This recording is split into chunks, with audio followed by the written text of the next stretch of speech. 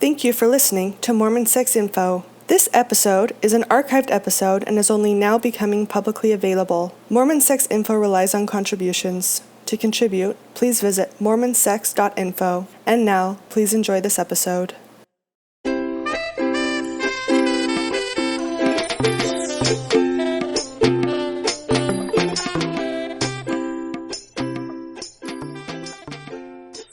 Welcome to Mormon Sex Info. This is Natasha Helfer Parker, and tonight I am very pleased to have with me on the show Dr. Roger Libby. He comes with about 50 years of experience as a sexologist, practices out of the Seattle, Washington area, is I believe, currently an adjunct professor at the Institute to the Advanced Study of Human Sexuality in San Francisco, and is the author of two books that I know of: The Naked Trust About Sex, which is a guide for sexual choices for teenagers and young adults, and another book called From Awe to Zipper, which is like a delightful glossary of love, lust, and laughter, and I'll link to both of those as part of the interview. And he has a TED Talk out there called We Need a Sex-Positive Revolution, which is what we're going to be talking about today. But welcome to the program, Dr. Libby. Well, thank you. I'm glad to be with you, Natasha. Yeah. Would you like to offer anything further as far as just any more introduction about your practice, yourself, your history? Yeah, I'm a sex therapist. I'm ASEX certified. I've been a professor of human sexuality at several universities, including the University of Massachusetts, Syracuse University, and the University of Georgia. And I was one of the leaders of the second sexual revolution in all the national media and everything. And I started National Orgasm Week in the 1980s for college students. And I've been involved with sex from a research standpoint as well as a therapist and an educator. And also, I think probably one of the things that makes me unique is I tend to like to be playful and humorous about sex. Well, which is very needed. So thank you for that. Yeah.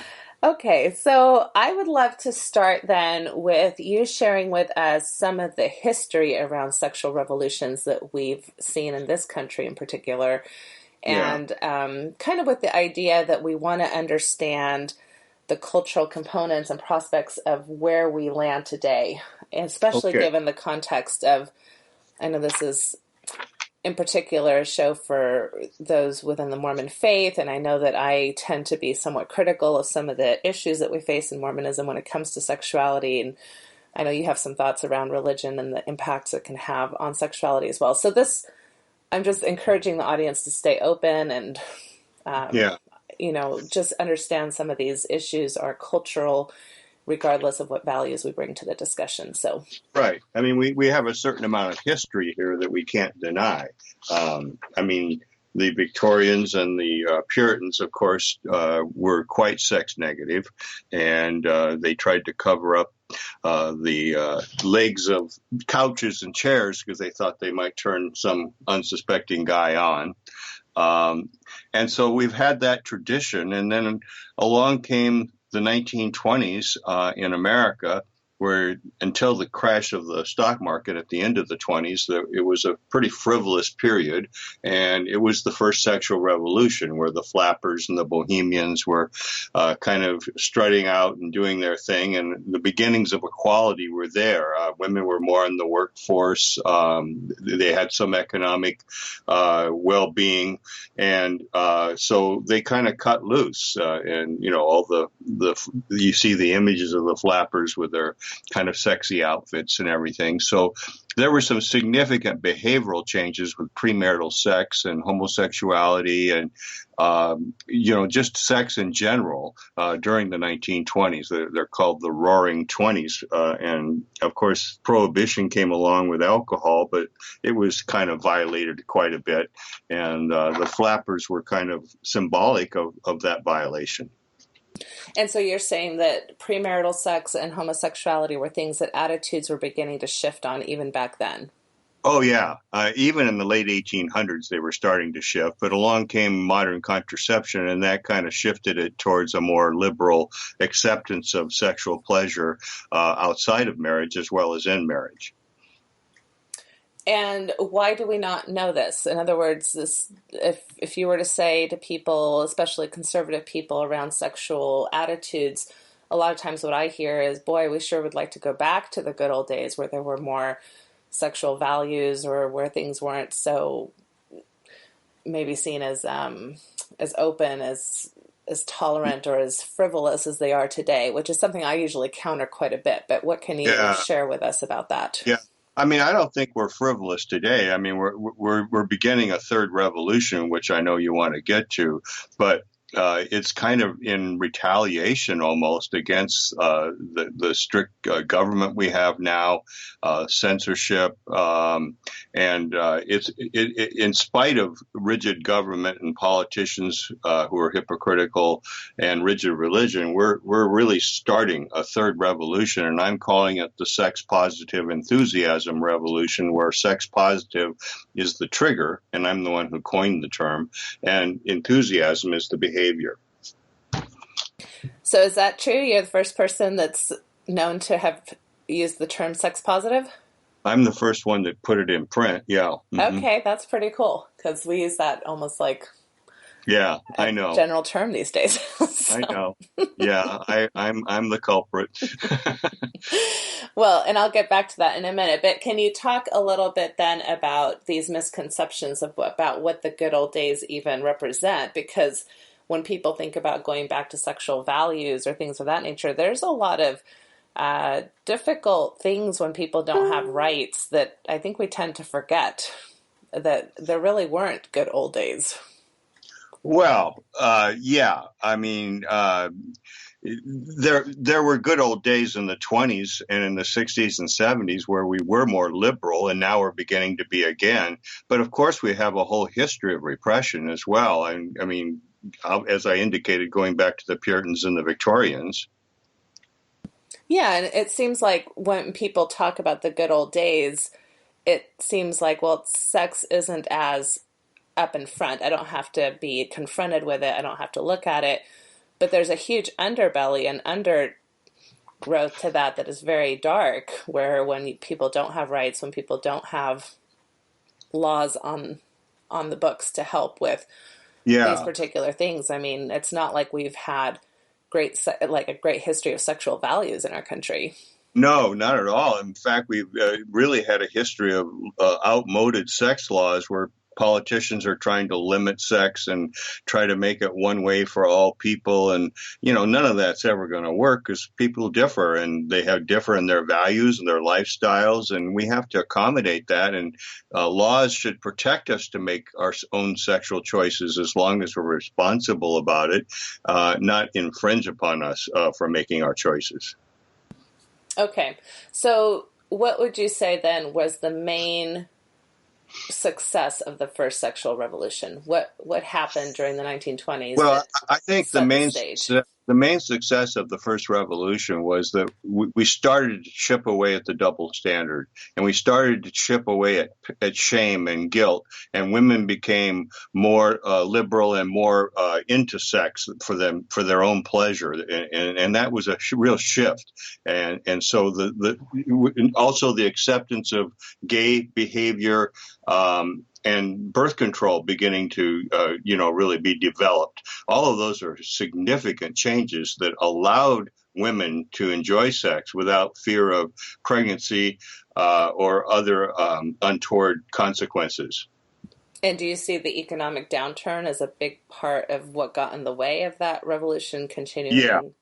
Yeah, the stock market crashed, and so when that happened at the end of the 20s, when people are struggling to make it financially, it's harder to really exercise our sexual freedom beliefs because we're too strung out trying to make a living and support a family.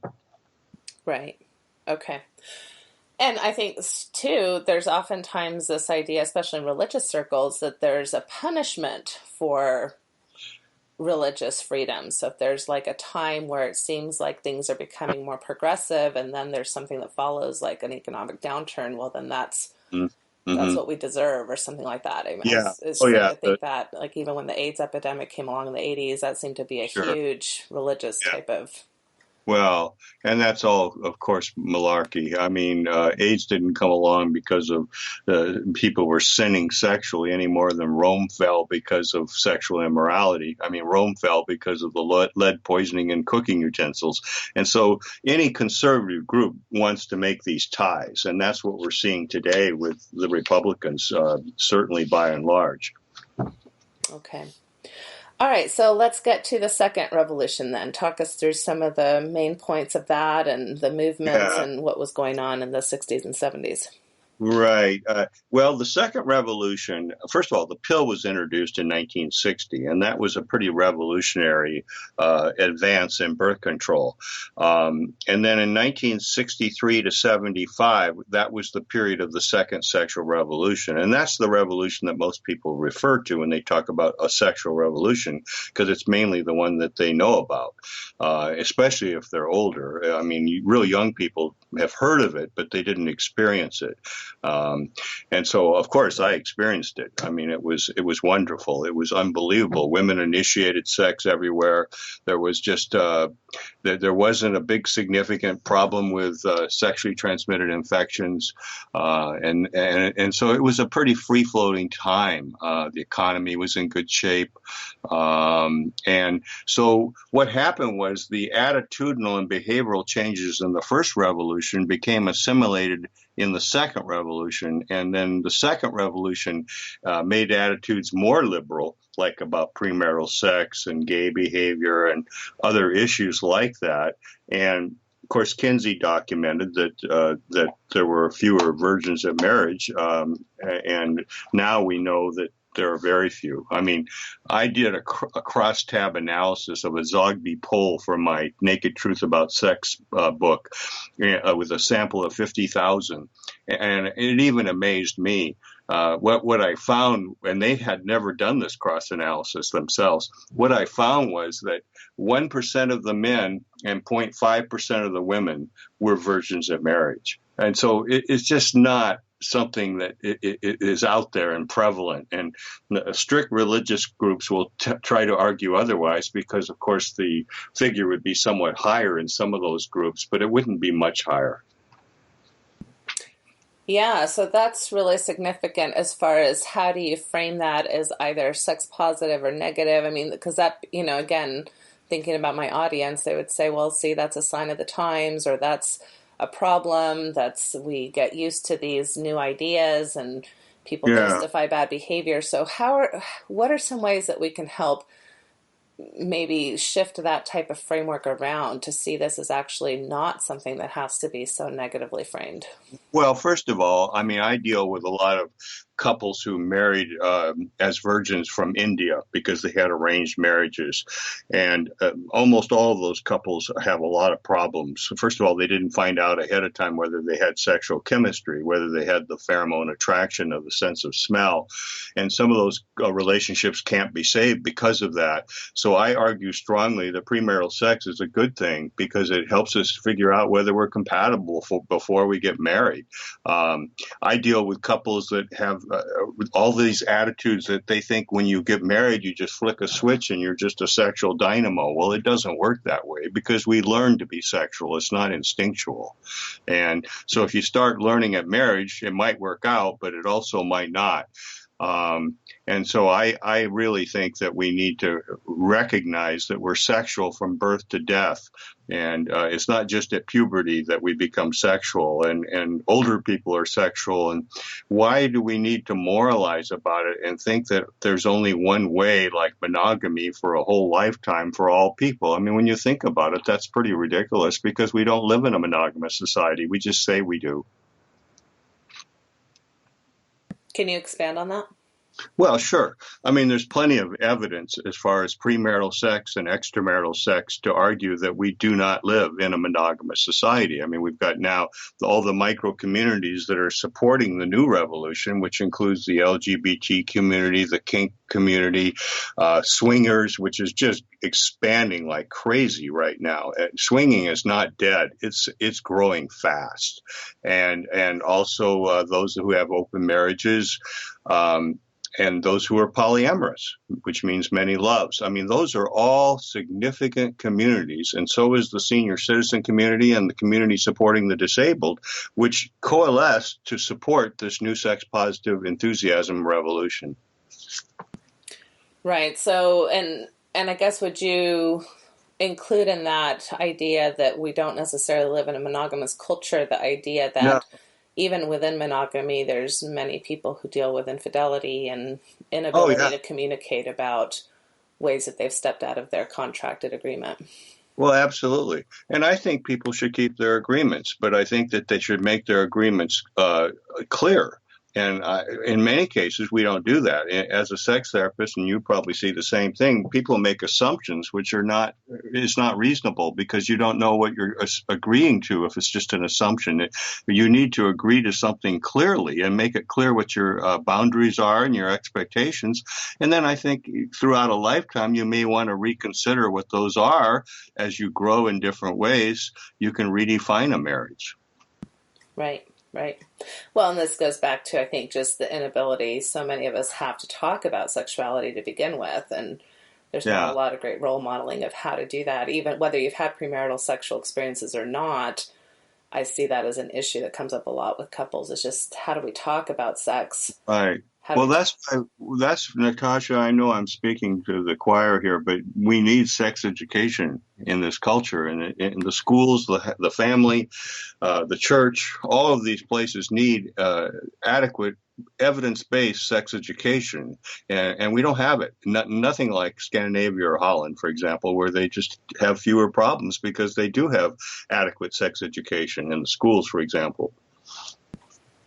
Yeah, by adequate and comprehensive, we're talking about more than just the danger zones, right? So pleasure-based, Right. Evidence-based, Right, evidence-based. Informational. Yes. I mean, sex doesn't have to be a problem. We make it a problem by not being scientific and educational and using research to help people. This culture is bent on making sex into a problem. And all you got to do now is look at our government to see that. I mean, it's just so obvious. Okay, so going back to the second sexual revolution then, what would you say were the main success points of that time frame? Well, I think what happened was, people became more accepting of their own sexuality. They became more expressive. They weren't guilty anymore about self-pleasuring. They were not guilty about premarital sex. I'm not saying nobody was, but most of them weren't. It was a shift in attitude where guilt and shame were replaced by a more healthy attitude towards sex. It didn't mean we didn't have further to go, because we still have the double standard and shame, but the double standard and shame weakened during the second revolution even more than the first revolution, and so our values became a little more in sync with our behavior, which is very important, because if you don't have values in sync with behavior, you have frustration and shame and guilt. We still have further to go to do away with the double standard. Women deserve equal pay for equal work, and we need more and better sex education and contraception, and we need choice. Women should have the right to choose what they do with their bodies. And, all of that is somewhat in danger right now with this new regime with Trump. And, he won't last. He'll be impeached. But we still have a problem here where government's trying to infringe on us and get into our bedrooms, and it's not right. Okay, so it sounds like you're saying the first revolution really affected some behaviors, and then there was a shutdown because of economy. And the second revolution assimilated some of those behaviors into the overall value system of the general public. Right. That's exactly what happened. And so in the second revolution, it was much healthier because values were more in sync with behavior, and there wasn't as much guilt or shame or negative feelings about sex. I mean, we still live in a society that's not totally sex positive, but we're moving in that direction in spite of government, in spite of rigid religions. Okay, so let's talk a little bit about that. Let's talk about, first of all, sexual values in the context of, I think, what you're talking about, which is your value is sexual positivity. Yes. So what does sexual positivity mean, and how do we That's a big word with a lot of It umbrellas. So let's try Yes, I to mean, get it. well, to me, sex positivity means that we treat each other with respect as equals, and that we believe in mutual consent for any sexual interaction, whether you're married or not. That we not see sex as a duty or obligation, but a desire, which is a wonderful word, and that we really treat each other with love.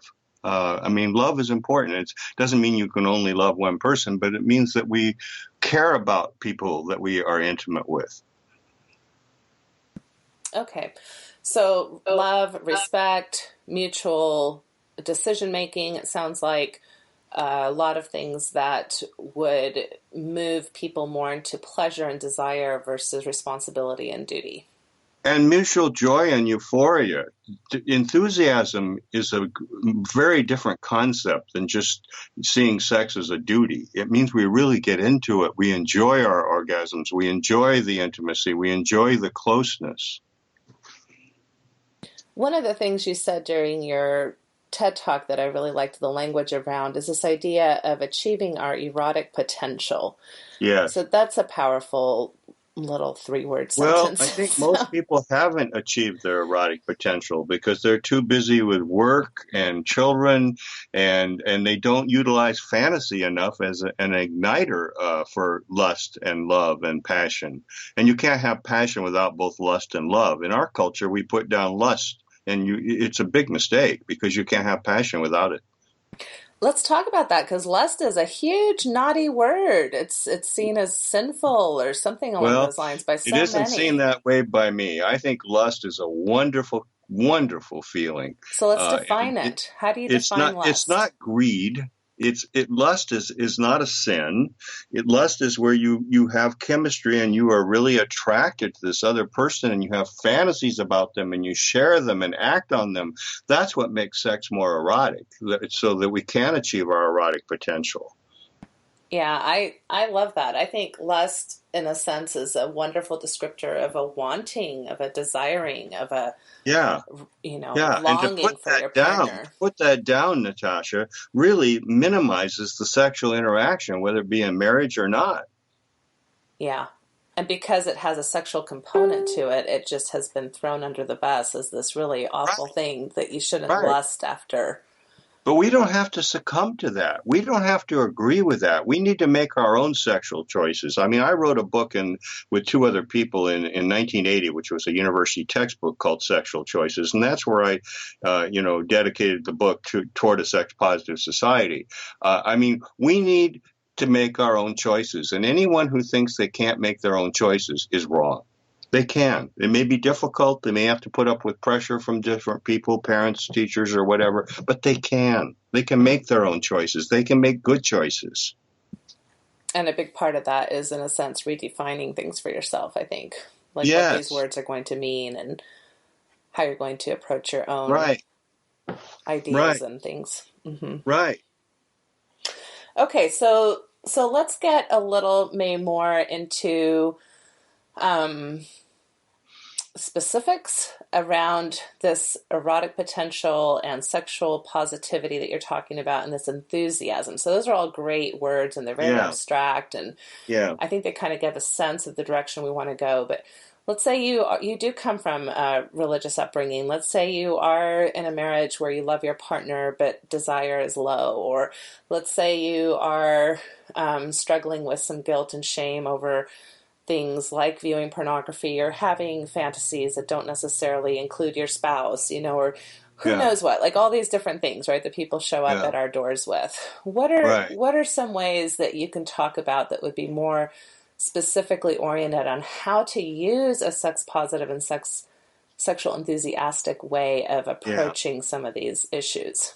Well, I think the key is openness. We need to be open in the way we discuss sex with our partners or whoever we discuss sex with, and we need to be honest with ourselves and with others.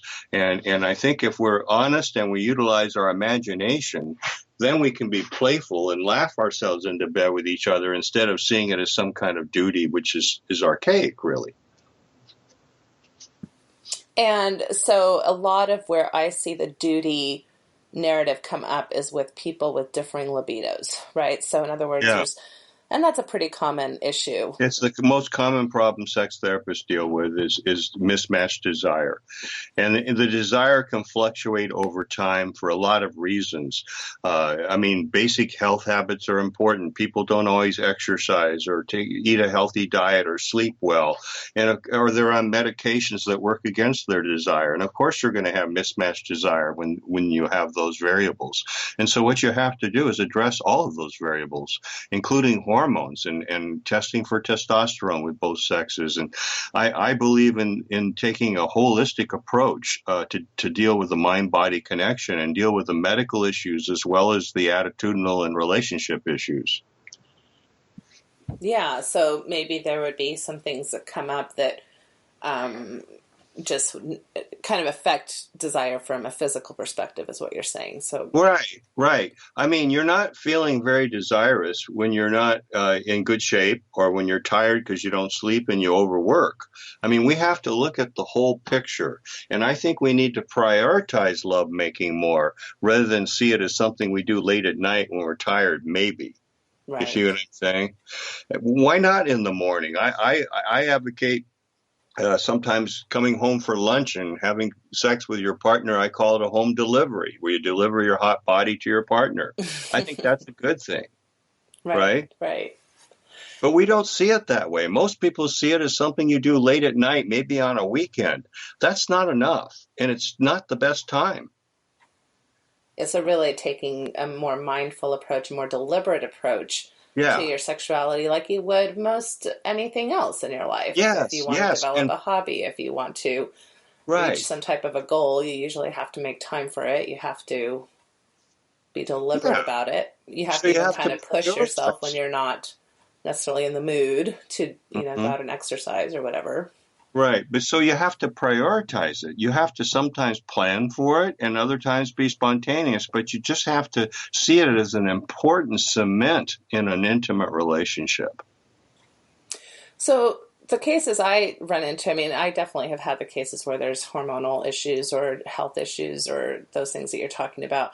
More often than not within the Mormon community, because there is such an emphasis on our bodies being an important part of our mortal Hmm. experience. There's a lot of very healthy Mormons, right? A lot of Yeah. Mormons don't drink Uh-huh. alcohol. A lot of Mormons don't smoke. A lot of Yeah. Mormons are into Well, taking care of their bodies and exercising. And yeah. so And the that's actually issue, good because yeah, alcohol and nicotine are not good for sex. yeah, right.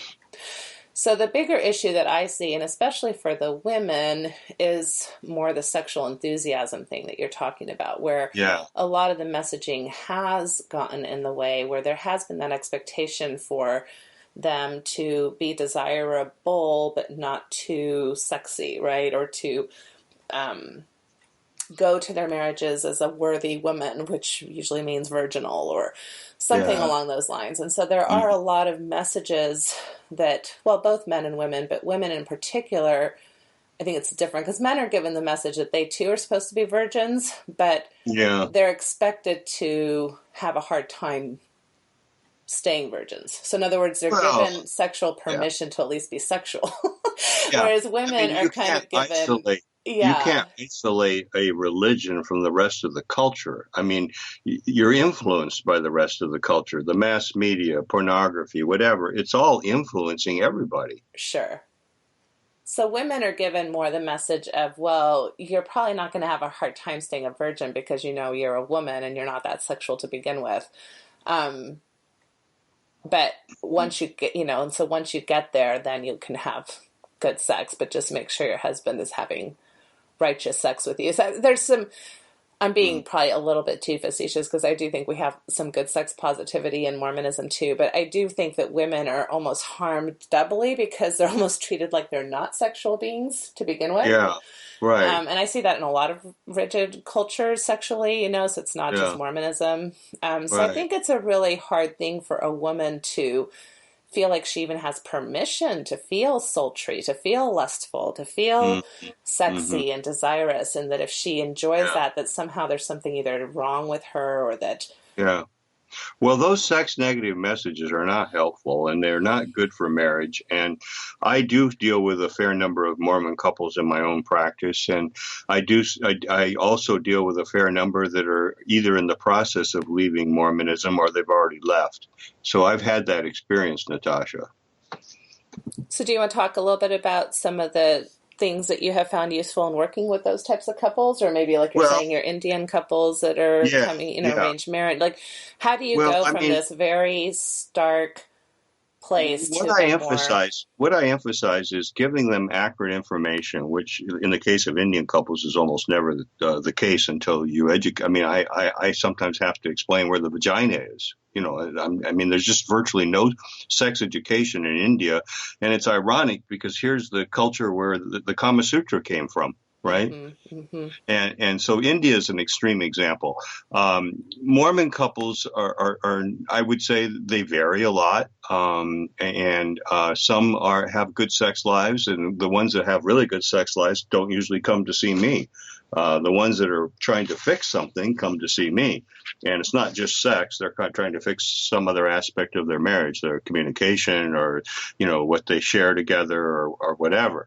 And so I don't, as a therapist, tell them, what they need to do. I just give them information and tell them, you have choices, and the consequences of your choices are not going to be the same for every choice. And so I try to explain all of that so that they understand it. And as I said to you before, I use a lot of humor to convey my message because it helps them really listen and grasp what I'm saying rather than just being worried about it. You see what I'm saying? sure, not taking ourselves so seriously. Right. I use a lot of humor too.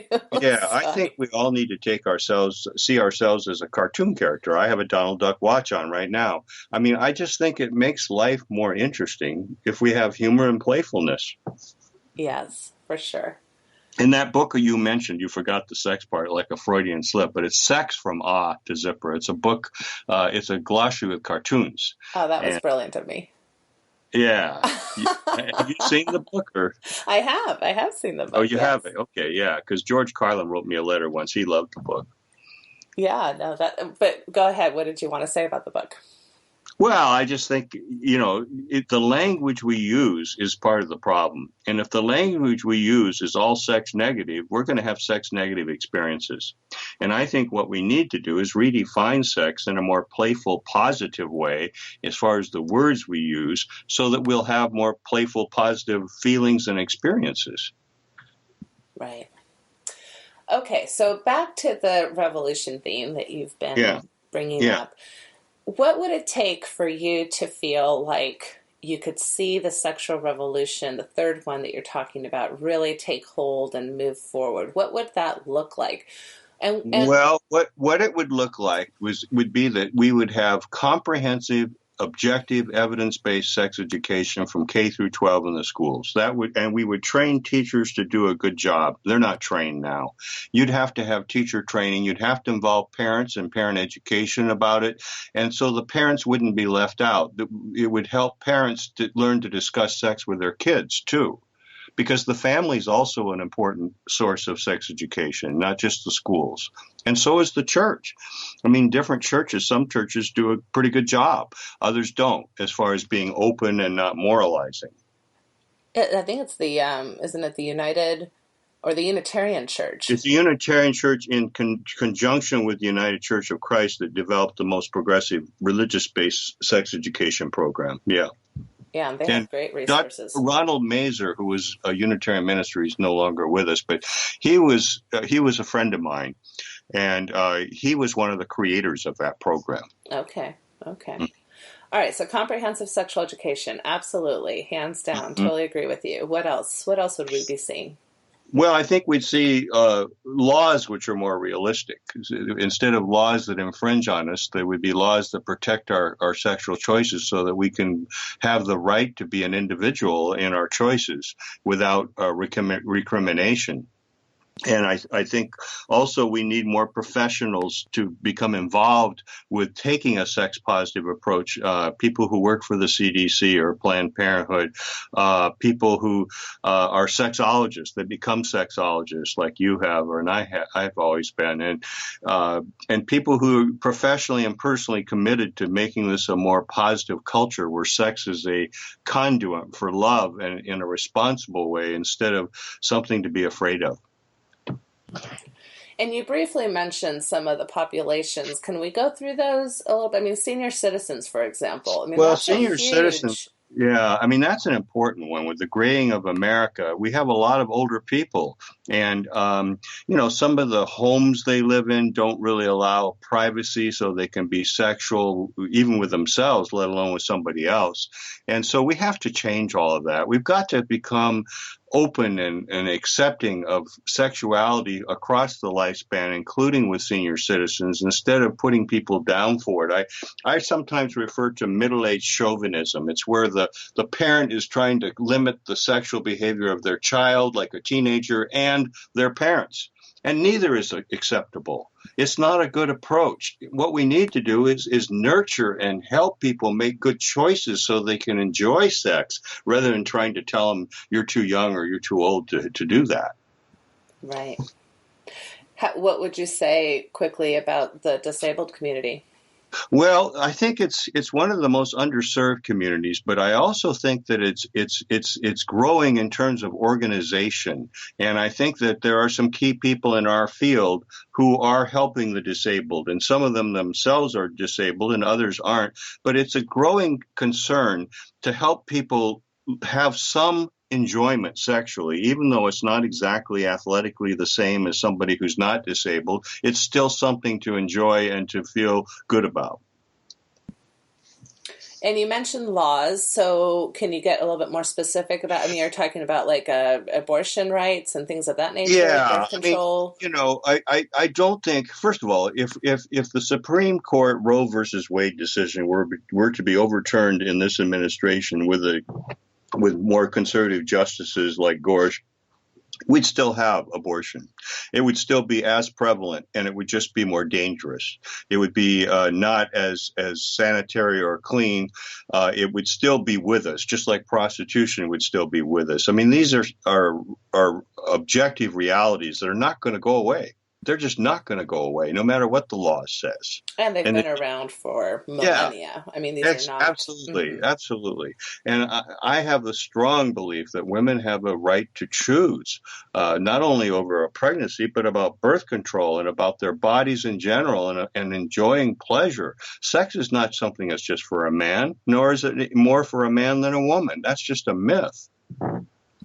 And I'm assuming you would also include the laws that we've seen changing, of course, around same-sex marriages and trans rights and things that we're seeing.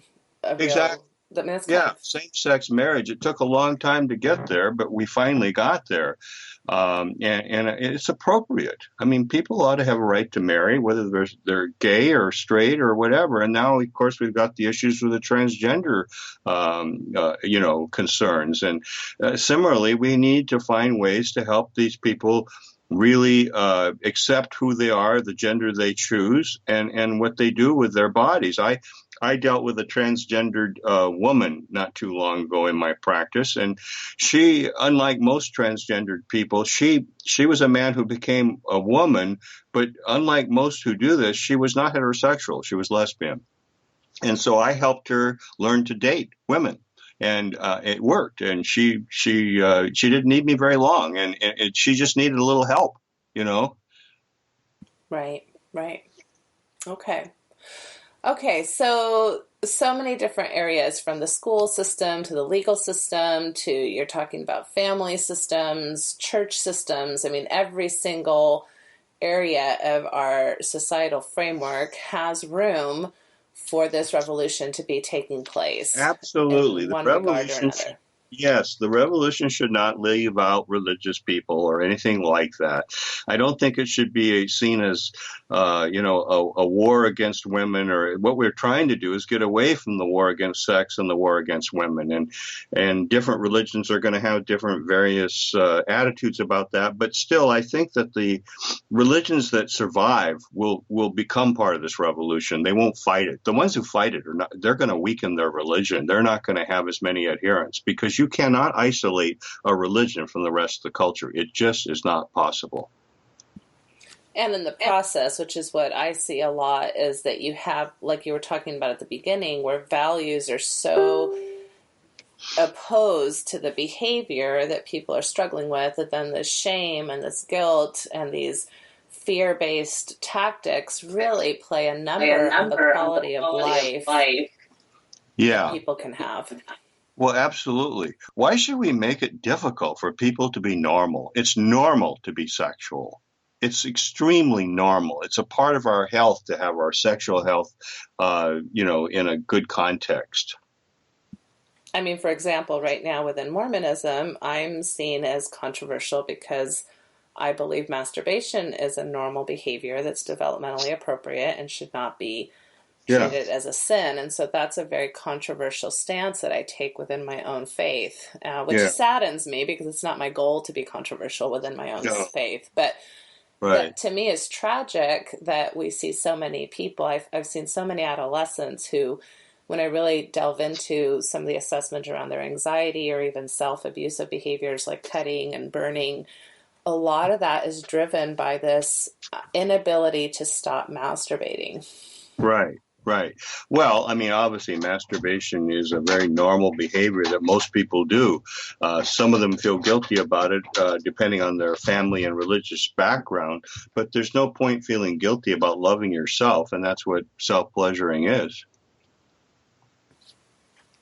And to your point, when you bring in values like responsibility and sex positivity, then all of a sudden that same behavior can have very different meaning. It can actually help adolescents be more responsible with their sexuality. It can help adolescents learn about themselves sexually and be better prepared to have sexual encounters with other people. So much of what I think this revolution is about is changing and shifting meaning. Right. And also we know from research, for example, with women who masturbate are more orgasmic with a partner. So it's not a negative thing. It's a positive thing for relationships. It should be seen in a context of balance so that self-pleasuring and being with another person are both important. Okay, so another pushback that you might get if somebody was listening to this, it's, well, people like Dr. Libby, they just think anything goes, and there shouldn't be, we should just make room for whatever, and it doesn't matter if it's harmful or not to the society or to people or to families. It's just, free love, do whatever you want, no consequences. So what type of pushback would you have for that? Well, I mean, obviously in my TED Talk, I did not take that approach. I took the approach that we need to be responsible with our behavior. And it's irresponsible to expect all people to be the same because it isn't possible. We're all different. And so I think it's, self-pleasuring is just so basic. I mean, as Woody Allen once said, at least it's with somebody you love, right? Hopefully. Yeah. Well, I think it helps us. It is called self-love for a reason, Right. And if you can't love yourself, as you know, Natasha, you can't really love anyone else. Yeah, right. Which is, I think a lot of times that's how we've set up our romantic culture, is that idea that you're going to get fed by another person instead of learning that, sure, we get fed by other people, but we also need to do a lot of self-care as well. Well, no question. I mean, nobody else makes us happy. We make ourselves happy. And I think we can help make other people happy by the way we treat them, but they ultimately are responsible for their own happiness. Right. Yeah, and I think, I'll say a few things here. I don't know if you want to comment or not, but one of the things... I'd love to hear from you here, too. I used to have a radio show of my own. I don't know if I told you this, but... You did tell me. Yeah, in Atlanta, Georgia, for 3 years, I had the Pleasure Dome. It was a call-in sex show, and I had this lovely co-host. Her name was Yvonne Monet, and that was really her name. She was a DJ. It was on a rock station, the largest alternative rock station in the country, and I was obviously the oldest guy on the station, but it didn't matter. I mean, we just had this lively show, and it was the number one show on Sunday nights in Atlanta in the Arbitron ratings for 3 years. That's awesome. Are there archives of that are available for people to Oh, listen I to? mean, Or I still have tapes from the show. They're kind of old now because it ended in 1999, but it was quite a raucous show. And, we got a lot of teenagers. I heard from teenagers, and what happened was that they were listening in their bedrooms with unbeknownst to their parents because they weren't getting much sex education anywhere else, you right, know? right. Well, I think what I would like to say, and you're welcome to give any comments if Yeah, you'd like, but from a religious perspective and as a woman who was raised in the Mormon faith, yeah, for me, one of the things that's most sad about what I see when we don't take a sex positive approach is that somehow our sexuality and these issues around sexual behavior, especially if we see certain things like masturbation or like having fantasies or being lustful or all these things that we talk about being sinful, that now all of a sudden we're interfering with people's spiritual ideas and practices, and if they believe in deity and want to have a connection with deity, that's very much interrupted by behavioral adherence to a religious expectation, right? And so well, to it's me, that's yeah. tragic. To me too, it's like putting a straitjacket on somebody. I mean, they can't move, you know? Yeah. And it really, I mean, I think that's what I see as a sadness of people feeling like they're disconnected from God, or feeling like Yeah, God is displeased with them, or feeling yeah, like they can't pray or can't worship in certain ways because of that displeasure that's coming from an entity that means a lot to them. yeah, And I just yeah, think that's really well. I call out some of our teachings in the church as sexually abusive, emotionally abusive. Because when yeah. you put people in such a difficult conundrum between their Right. own bodies and their spirituality, I just think that that's a Yeah. very Well, difficult thing for many people to manage. well, and obviously that's why some Mormons leave the church. I mean, that's what I've seen in my practice. Yeah, and I've seen that too. And of course, as a Mormon woman, I think that's sad. Some people think that's great when people leave Hmm. rigid religions. I guess I feel like our religion has a lot of space to not be as rigid, especially around sexuality. So Well, that's I what's think, even sadder for me. It's kind of like our government right now, right? Like we see yeah, certain yeah.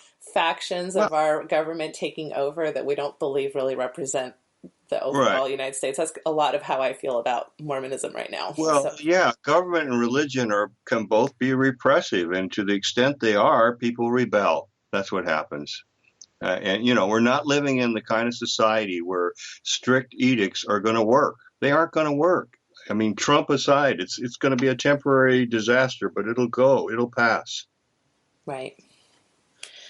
Okay, well, so I think I've asked you all the questions I wanted to make sure I asked you, but just to kind of make sure that I give you time to finish up with some of your final thoughts, and then maybe Yeah.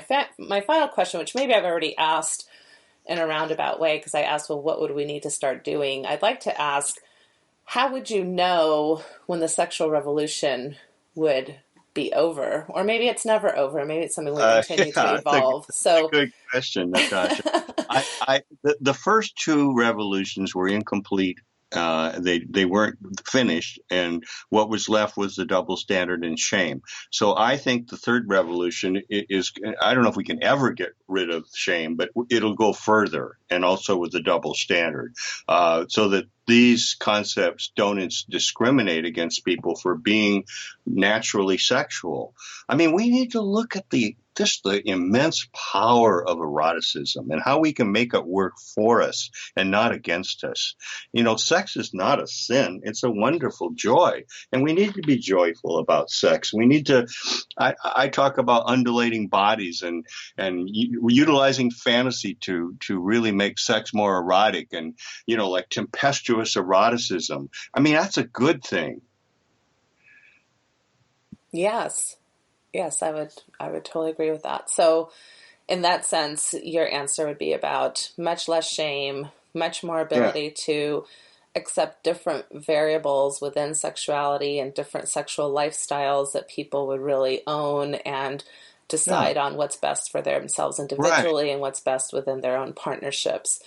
Right. But And that that, means they've got to be open discussing it. They need to be open and make their own choices, not some prefabricated choice for them. You see what I'm saying? right. And that the overall society and culture and systemic processes would support that, would support people in making those types of Right. decisions and having those types of conversations. Exactly, exactly. And that includes like in the 1920s they had petting parties, and I didn't know this till I read about it after I did my own petting zoo parties in Atlanta when I had the radio show, and that was to show people how important sexual chemistry really is, because I got all these questions about pheromones, and so I developed petting zoo parties in nightclubs. And in the 1920s, they just did it like cuddling parties. They called it petting parties, but they really were more cuddling and light fondling, maybe. But what I did was beyond that. I developed it in nightclubs. I did 5 of these parties, and I dressed up as a zookeeper in a zookeeper outfit with a whip. I was the zookeeper, and then everybody came dressed as their favorite fantasy, like whatever sexual, like a tigress or whatever. And they were all perfect strangers. There were like hundreds of people at my parties, and they all made out and petted, and the ones with chemistry left together. Okay, so yeah, so that's a good example of some people saying, "Ah, that's debauchery." Well, That's see, you can call it language so. but it's a wonderful celebration of pleasure, and I think we need more public celebrations of pleasure. That's what my National Orgasm Week is, and the petting Mhm. zoo parties, and we need celebrations of pleasure so that publicly we acknowledge how important sexual pleasure is, rather than putting it down. Right, and giving people maybe public spaces to admit that they're looking for sexual connection, wanting to Yeah, look for sexual connection with others, and being able to right, find that, which isn't right. really much different than any dating service. But No, you add some costumes and a whip, and all of a sudden it's yeah, debauchery. exactly. But see, I just think it's exquisite. I think it's euphoria. Can you talk a little bit about National Orgasm Week? What Yeah. was your format for that, and how? Well, yeah, I did it originally back in 1980 for college students for spring break. And I did it as a way of helping them understand that, yes, I know they're going to have sex at spring break, but to practice safe sex, to have a pre sex discussion. And I developed the pre sex discussion in my Naked Truth book, where you need to sit down and talk with somebody and see, is this a good idea? Rather than getting carried away with alcohol or something, to talk about what it would mean, what your expectations would be, whether it be any problem with birth control or STDs. I mean, that's all just really important. And so I had this frog. I still have her. She's a soft sculpture frog. She's a horny toad. She's 5'2", and I had her made. She was my fantasy. And she's a horny toad. And so she has a voice inside her, and I have a remote control. Her name's Roxanne Ribbit. And we would do pre-sex discussions like at colleges and at spring break, where we posed as 2 horny toads who just met. And we did a pre-sex discussion. And at the end of it, she said, "We've talked enough. Your pad or mine?" Interesting. So, in other words, kind of really role modeling for college students how to talk about Absolutely. sex, how to talk about Yeah, consent, yeah, how to have yeah. boundaries and Right. conversations. And that's what we need throughout society, not just for college students. I mean, look at how many middle-aged people are divorced, for example. They come to me because they don't know how to date. They don't know what's expected. They don't know how to even get back in the swing of things. And so I explain to them, just using some common sense and being open can go a long way. Yeah, I hear this complaint even amongst a lot of post-Mormon groups where there are either people who are open to open relationships or are divorced, like you're saying, and looking for new relationships. And even though they're intellectually aware of things like patriarchy and negative shaming issues from the past, I still get a lot of complaints from especially women in these groups where they feel like boundaries are not being held up very well, where there's like inappropriate advances. And I think it is a lack of communication or understanding or education on how to appropriately date. And it's also not appropriate to be just selfish about it all. You've got to realize you're affecting another person's life, not just your own. Right. Well, excellent discussion. Very interesting. I've really enjoyed this past hour with you. I'd like to just open it up to any final thoughts that you'd have to share with us. Well, I think my final thoughts are, it's really time not to take ourselves so seriously. We really need to see ourselves in a playful way and to be humorous about all of this and not just uptight and all the thou shalt nots. We need more thou shalts. And I think that means we need to find more reasons to enjoy sex and not more reasons not to. I would totally agree with that. And I think that that's even a great platform to leave it, even within Mormonism. If you've listened to this and there's, values that maybe you don't share or things that are off-putting, that's totally understandable. We all have different values and ideas around sexuality, but the thou shalts, we need to, even within Mormonism, there's many, many thou shalts. And if we could just focus on those instead of having 90% of the messages that come across, especially to our youth and our single adults as thou shalt nots, we'd be in a much better place. So I really appreciate, that framing. Yeah, I mean, as well as I do that whenever you have rigid rules, people are going to rebel. They go out and act out. That's what happens. And sometimes they act out in ways that might cause some problems for them. Right. Yep. Well, it's been a pleasure. Thank you so much for your time and for your willingness to be on the show. Yeah, pleasure is a great word. So's desire. That's right. I totally agree. It has been a pleasure. Thank you, Natasha. Thank you.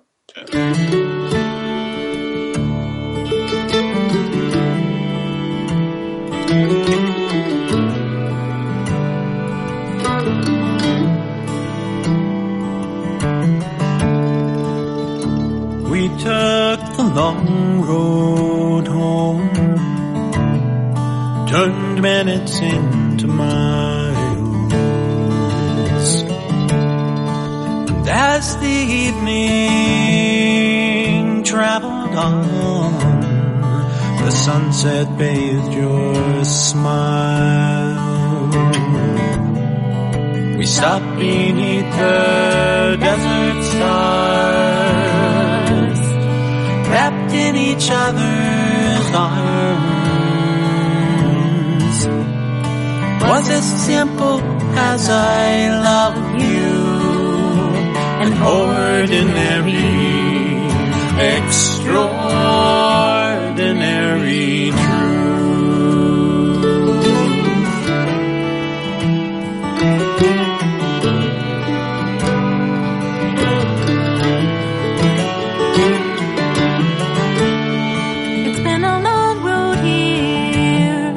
A trail with tears, pain and sorrow too.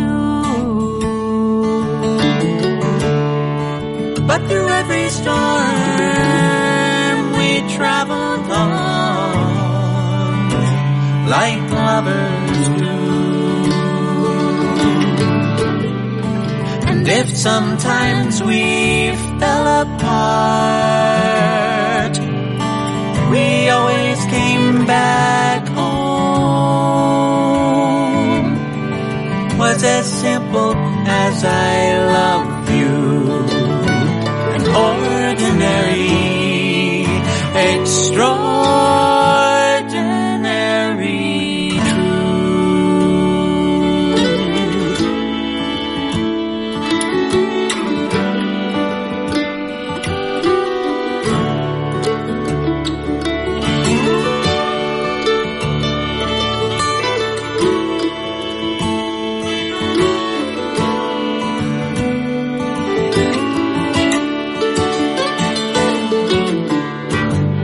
Some people say love is blind and forever is too long.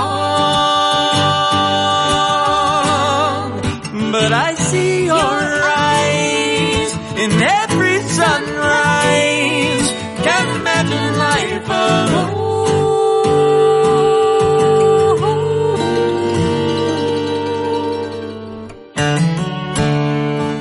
Let's take the long road on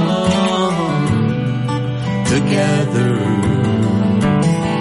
until we're gone. Want you by my side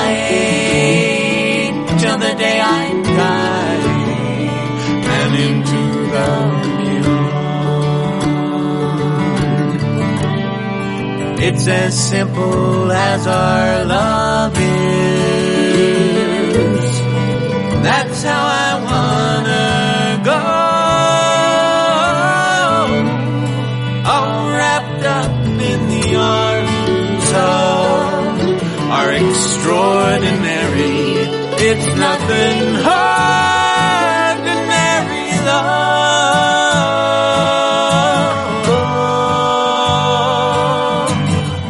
Ordinary.